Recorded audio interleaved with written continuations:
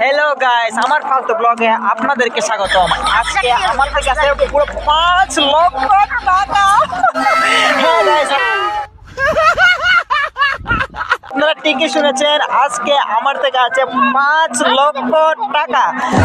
আজকে আমরা 2000 বিমানবন্দর থেকে এই 5 লক্ষ টাকা দিয়ে কি কিনতে পারি সেটাই আজকে আপনাদেরকে দেখাবো। তো সুতরাং যাওয়া যাক আমাদের দোকানে গিয়ে দেখা যাবে এই 5 লক্ষ টাকার কি কিনে যায়। 2000 years later.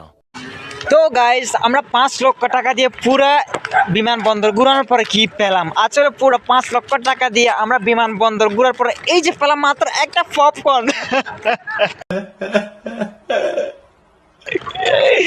দুঃখের কথা কি আর বলবো গাইস, ওইটা আসলে 5 লক্ষ টাকা ছিল না, ওইটা আসলে ছিল একটা 5 টাকার নোট।